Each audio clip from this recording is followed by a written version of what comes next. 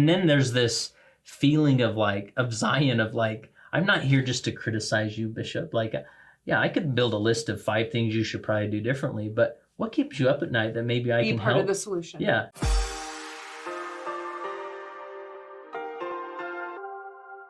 Hello and welcome to The Middle. We are so grateful that you have joined us, and I'm excited to introduce you to my friend, Kurt Francom. I'm here. I made it to the couch. I know, because we've had a little rescheduling a few times. You're a busy guy. Oh, I just pretend I'm busy, then you think I'm important. No, he's kind of saving the world, and so we're lucky we got him. Yeah, we got it. Thanks for driving all the way down here to Utah County. That's right. And I live in Tooele County. I know. So I go through several counties. It was tithing in gas money. It was. But for you, it's worth it. And for these people, absolutely. People may not know you, but they know your work. Is that fair to say? Or they may know my voice, because I'm known more as like a podcaster, like a podcast voice, right? Yes. So do you want to introduce yourself? Yes. I'm Kurt Francom, and I live in Stansbury Park, Utah. I grew up in West Valley City, Utah. My wife. You did? Fun fact. Yeah. Granger High grad. I'm a class of 2000. Oh, you're a baby. I'm a baby. I'm the oldest millennial. You see. Okay. So that makes me hit. I'm almost 51. I'm your class own of 89. Category. I know. They don't even know what to call us. Yeah. Born in the 70s. We don't know what to do with you. Yeah. And married a girl from Idaho, potato farmer. Good call. Yeah. Idaho ladies are beautiful. Because they'll stick with you. That's right. And they wonder, why is my husband so lazy when I married a city boy? You know? She had me move pipe on the farm once. And that's when I knew. I'm like, I need to have a podcast. I told my father-in-law, you give me the farm and I am subletting. Like, it's being developed. That's what we're doing with this land. I'm not farming it. Yeah, we'll be like property owners, not managers. Yeah. And then I run an organization called Leading Saints. It's many great nonprofit organizations that are faith promoting. I want to see the church and the gospel spread across the world. So we focus on creating content in the context of leadership and helping Latter-day Saints be better prepared to lead. You have an amazing blog. You have an amazing podcast. You also have produced some great events, digital events that I've had the chance to be a part of. Yep, your face shows up a lot there. I've been on your podcast, twice? That's probably not your record, right? It's probably close, but several times, yeah. I'm ready to be a 3P. Let's do this. Okay, let's do it. All right, sure. We are the kind of friends that can have the awkward conversations and we gravitate towards it. We don't run from it, which is all what The Middle is about. Right. And so we don't understand when we're in a room where people don't want to talk about the stuff. Mm-hmm. And I love the space that you're working in, because we're a part of a religion where volunteers are called to serve in capacities that may not be their wheelhouse. Is that fair to say? Yeah, and they didn't ask to it. There's no application process, right? Yes. It's like, I honestly was not craving to be the camp director. So why do you think that was a good idea, God? Yeah, right? Exactly. But these opportunities find us, and we have to step into them and see if we can make a difference. And we want to make a difference, you know? And so that's where I sort of recognized when I was called to leadership positions. I could walk into a bookstore and find books about, church bookstore and find books about the atonement or, church history or whatever, and really dive in and understand the atonement of Jesus Christ better. But what about how to run a meeting or how to motivate people, how to minister to someone going through a pornography struggle, And so that's where I thought there's a wide open space here to create some content. So you were a bishop. I'm going to just throw it out there. I was a bishop. Was that what led to this of like, I see a gap in my capacity and understanding and what this calling requires? It probably started a little bit before that. So when I got home from my mission, I moved to started attending a student ward, YSA ward. And I was called as the elders quorum president. And this is my first leadership experience. I mean, I had been a district leader, 2 companionships on my mission, but this was heavy leadership, had 100 elders in my quorum. You started to know what's happening. Yeah, exactly. And I thought, well, this is great that they called me, because I actually am going to try. Because everybody else must not have been trying, because, come on, there's all sorts of problems here, right? That was my Because that's easy to see it from the chair. Yeah, and be on Monday you're doing it all wrong, man. Right? Yeah. And so finally it was my turn. So Man, I fell into every cliche leadership mistake. Because now you're understanding why you say the things you say. Guilt trip lessons, I didn't know how to delegate. I was just like rearranging the home teaching routes like at midnight, thinking if I can just get the right person, like magically it will happen, right? Yeah, everyone will be reactivated. Yeah. There will be community. Yeah, exactly. And I remember in Elders Quorum, I wrote on the board like the month's previous home teaching numbers was like 39%. I'm like, look at it. That's pitiful. How dare you people even show up here I didn't say it like that, but that's sort of my intent. Like, I want everybody to look at that, right? You were a pharisaical trainee. Possibly. Maybe. And so then the next month I like worked to the bone of like trying to influence change. And the next month it dropped a percentage. And I'm just like, what are we doing here? Right? And so it was really frustrating for me. I met my wife in that ward. We got married, moved out.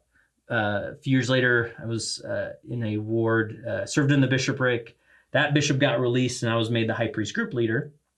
And I thought, well, what's the point? Like, why am I even going to show up and try here? Because I did try before and they're nothing all changed. asleep because they're all the high priests. That's right. And so I couldn't understand why I could walk into a bookstore and see life leadership, business leadership. Like, there's all this content and research around leadership, but nobody was taking these concepts and talking about them in the context of church leadership, about how to be a better leader. So I thought, well, I'm no leadership expert, but maybe I can create a platform to explore these concepts, and then start as a blog and then a podcast later. And we've been growing ever since. Rocking it. So yeah, it's been a lot of fun. And so that means you probably need to come back to the middle, because we could have multiple conversations. But as we were talking about today, it feels like the priority was pretty clear. And we thought that a conversation that you and I are having in our work, but probably often in our personal life, is that there is this hinge point maybe where people are struggling with either doctrine or culture. And where that intersects often is in the face of leadership. Like, somehow leadership can solve both problems. Like, if the leadership would change, the culture would change. If the leadership would change, the doctrine would change. Is that fair to say? Yeah, and we see some issues sometimes with culture in our faith community, and we sort of want to embody it in someone and say, that guy, there's the problem, right? And so we default to the leader. Like, well, if he ran his ward differently, or if my Relief Society president handled this differently. Or there were more women. Or like all these, and we embody it sort of in leadership and label them that as the Pharisee, or they just don't get it. They're old school. And that's sort of the place to start with leadership, is to be as empathetic towards that leader as we try to be to so many other disadvantaged or marginalized groups, right?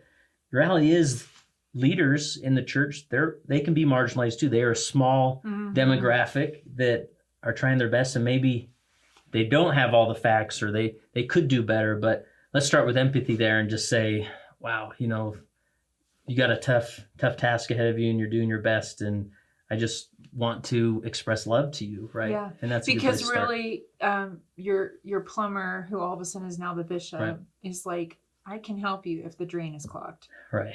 You've got a pornography addiction. I'm not sure where to start on that unless they've had a personal experience. So what I hear you saying is that same empathy that we're maybe extending to groups that we wish would be more represented or supported in our culture or even in our doctrine. Yeah.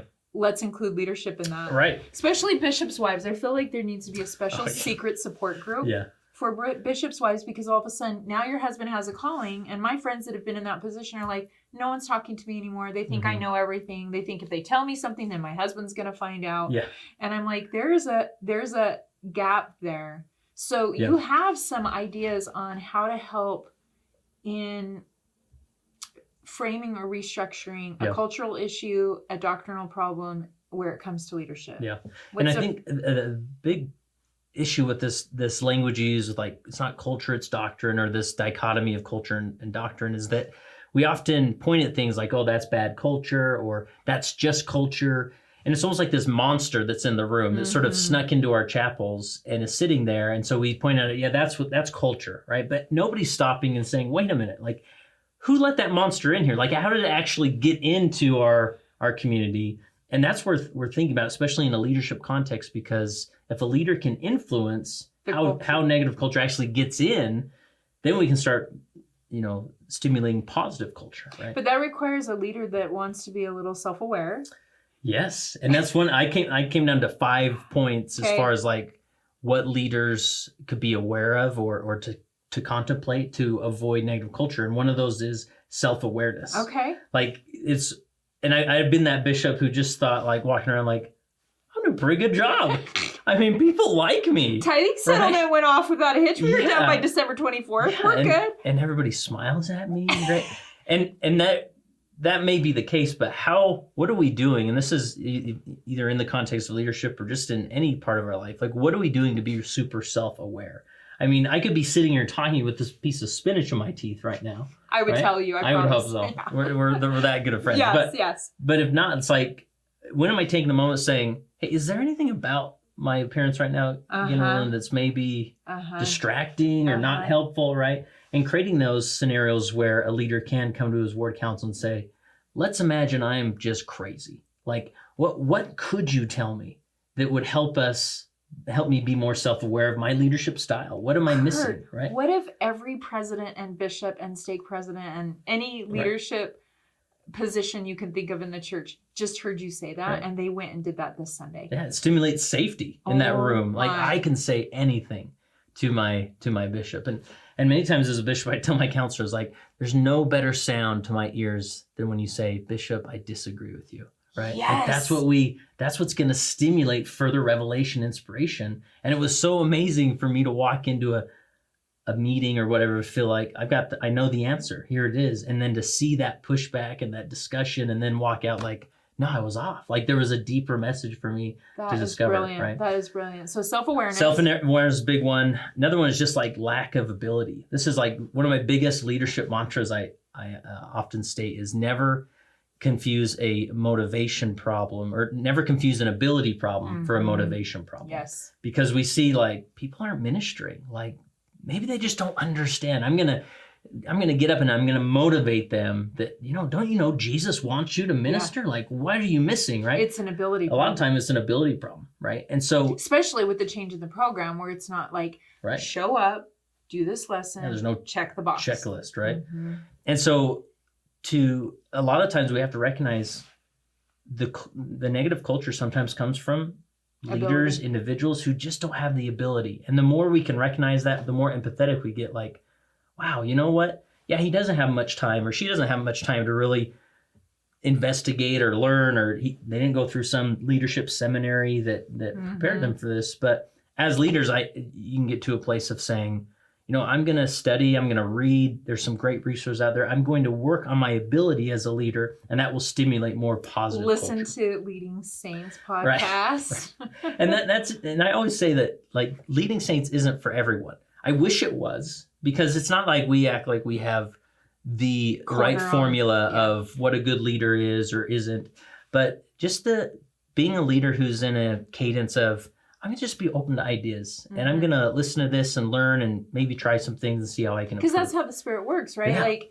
you have a variety of guests, you do a variety of blog posts, you've done a variety of events. And so it's like the Spirit can prompt. That's why I do this show. That's why I do it. My other show, right, is that I don't have to have all the answers, but I'll have the conversation. And you're definitely willing to do that. Okay, what's number 3? So the next one that feeds into is being open-minded. And I've done several interviews with Ryan Gottfredson. He'd be a great one to have on the couch in the middle. I would love Ryan. You're invited. All right. Send him this episode. But he's done a lot of research about mindsets, and mindsets are the lens in which we see the world, right? If I grew up in a very abusive home, if I grew up poor, all these things, that's going to impact my mindset of how I see the world. Where others can maybe see the doctrine of Jesus Christ and sort of just embrace it or accept it, while others have a different lens. Because their trauma is influencing their There's lens. trauma there. There's so many dynamics, right? So with negative culture, oftentimes what impacts it is maybe we have a leader who isn't as open-minded or isn't as growth mindset, doesn't have that growth mindset of just being optimistic, saying, how can we see a deeper solution here, rather than like, well, the handbook never says we can have that type of activity, so maybe we shouldn't. Even though it doesn't say we can't, maybe we shouldn't because it doesn't say we should, right? So there's these tactics of things that a leader or anybody can do to say, I'm just going to try and have an open mindset, a growth mindset, believe in people. I'm not going to always default to the negative assumption with people. And over time, that open mindset, that growth mindset begins to flourish. And I'm hearing as you're talking, I've been on the earth almost 51 years. I've had a lot of leaders that have served me and I've tried to support and sustain, right? And I have my own trauma stories with leadership, right? And we've talked about some of them, right? Yep. It's interesting that we started this conversation with showing that same empathy we would show towards a marginalized group back to our leadership, because it's easy to feel like, okay, if this stake president would just change this approach, it would change all of the culture in this state, because it trickles down, because this stake president leads from the handbook and it always has to be checked in this box, and right?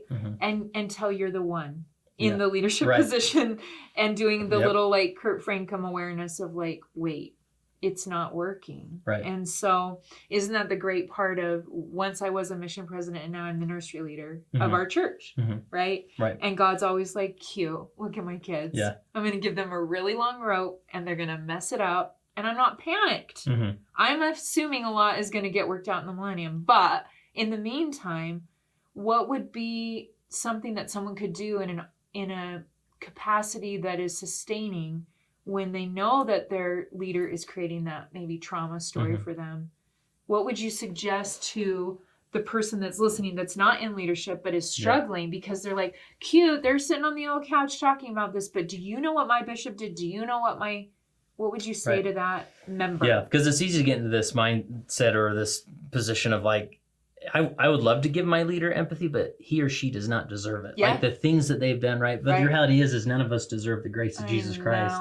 But it's always offered to us, right? Know. And so, like a practical response to that is, oftentimes there's this phrase we use in the church and just anywhere as humans. But I remember as a leader just having somebody walk by me in the hall and like, hey, Bishop, thanks for all you do. Please, if there's anything I can do for you, let me know, right? And there's this feeling of like, okay, I let the bishop know that I'm here to serve him. But oftentimes I thought, what do you mean? Look around, like everything's on fire. Like I've got a list this long. Like, isn't it obvious to you some things you can do, right? But oftentimes I think the best thing you could do is set an appointment with that leader or the Relief Society president or Elders Group president. And have the conversation. Hey, can we go to lunch or whatever? And just say like, are you open to maybe understanding my perspective of how I see things in the ward or in the organization? And they may be like, well, like, okay, that's fine, but I would bet 99% of the time they're going to say, oh yeah, like what are you seeing, right? Now you're making more self-aware, you're opening their mindset a little bit. Challenging their bias maybe. Right. And then a great question you can ask a bishop or Relief Society president is, what keeps you up at night? Like, what do you find yourself thinking about over and over? All the bishops and Relief Society presidents crying just from that. Like, you want to ask me? Yeah. And I actually asked this to my current bishop. We live in a developing area, lots of move-ins and houses being built and whatnot. And he said, I just worry, like so many people are coming in here into our ward that I'm just not reaching them. And inside I'm thinking, I could help with that. Like, I could reach out to people and be more proactive that way. And then there's this feeling of Zion of like, I'm not here just to criticize you, Bishop. Like, yeah, I could build a list of 5 things you should probably do differently, but what keeps you up at night that maybe I can help? Be part of the solution. Yeah, and that starts stimulating positive culture, right? Okay. And helps that leader know that I've got a support group here that actually cares about what I'm stressing about. When they sustain me, they really meant they're going to sustain. Yeah. But never underestimate the power of a conversation. I mean, that's exactly or my husband says, go to sushi with me, which I don't want to go to sushi with him. So he's always like, he's ward mission leader right now, which is kind of like not really existing, but he's been called to do it. So it's always like, does anyone want to go to sushi with me? And he's serious about that because I don't want to go with him, and it changes the conversation. Yeah. Oftentimes I hear from people who like, they'll vent to me about, oh, let me tell you about my leader, and they'll, because you're the support group for all. I Please don't send your authorized- letters of all your trauma of your Right. leadership experience. And oftentimes I say to them, you just everything you just said there, if you just like copy that and paste it in the conversation with your leader, I bet they'd be so grateful to hear that. So we both are associated with an organization that we love, and it's North Star. Yeah. And I think that's a great example of where I have countless stories floating in my mind right now of where individuals from that community, which are the LGBTQ plus, have reached out to leaders to say, hey, maybe you've never had a transgender individual in your ward or someone that identifies as gay. Could we go to lunch? And not every leader's ready to do that, but each year there's a conference that there's literally leadership breakout sessions. So just a little plug for North Star, because I've been associated, you've been associated longer, but I've been blessed because I've watched some of those relationships, those conversations literally happen at the conference each year, where you can watch a leader's walls come down and they have awareness. And it's not because they didn't know how, or they didn't want to, they just didn't even know next steps. That's just one example of where I think what you're talking about can actually happen in real time. Yeah, and this is one of the points of the diminishing negative culture is getting exposure to some of these different lifestyles or dynamics or life experiences. And that's one thing North Star has done for me, is that I don't have I know of yet. Kids. I have young kids. I don't have a gay son that I know of yet. I don't have a LGBT brother or sister. And so it's easy for me to sort of say, that's a group over there. Right.